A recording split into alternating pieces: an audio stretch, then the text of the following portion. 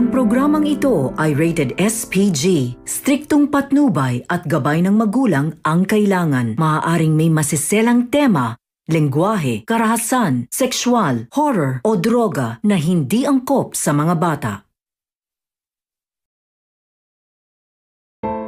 Please stop this already. Ano bang ginawa ko sa inyo para maliitin at saktan niyo ako ng ganito? Just why? Gusto kong itanong yan sa kanila. Pero sa tuwing nandyan na sila, I can't speak. Hindi ko kayang magsalita. Kasi baka, mas lalo lang nila akong saktan. Nang di ko naman alam kung anong rason. Marinig lang ang boses nila. Takot na ako eh. But please, sana, magsawa na sila.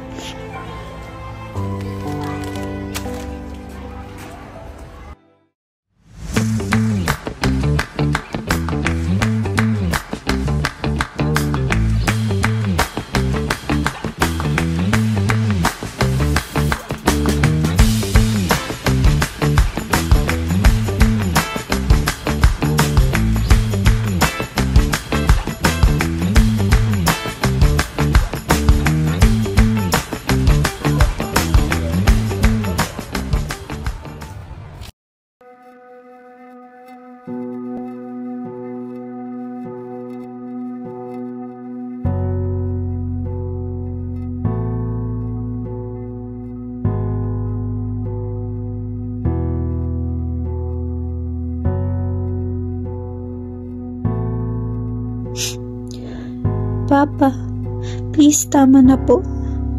Bakit sa akin niyo lagi binubuntong ang galit at inis niyo kapag natatalo kayo?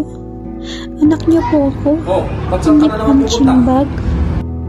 Again, I could not let my voice out. I was so afraid kasi baka hindi lang sampal ang maabot ko. Takot ako sa mga classmates ko, pero mas takot ako sa papa ko.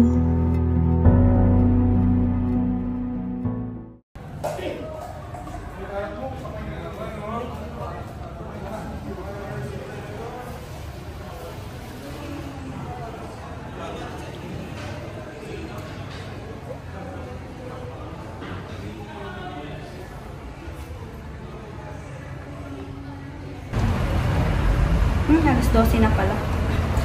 Tara kain. Paano yung best friend mo? Kaya mo na yan. Arte-arte niya. Ang sakit.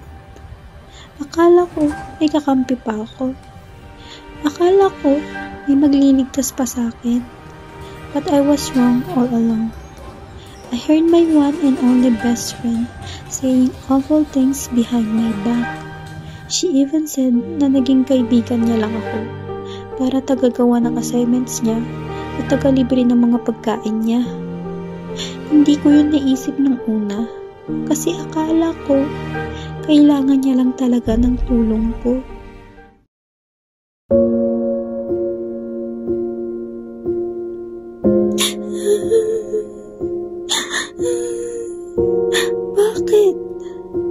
Bakit ganito ang nararanasan ko?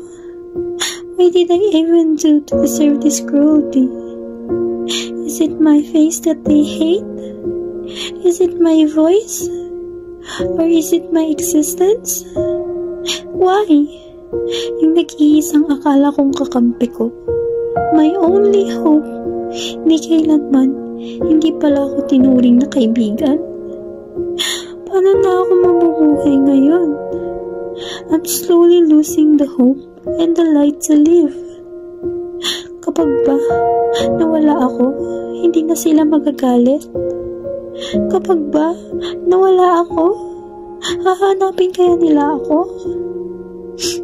Siguro, kapag wala na ako, magiging masaya na silang lahat, no? I just felt so empty inside. Suko na ako. I can't live like this anymore. Sobrang sakit na. Hindi ko na kaya.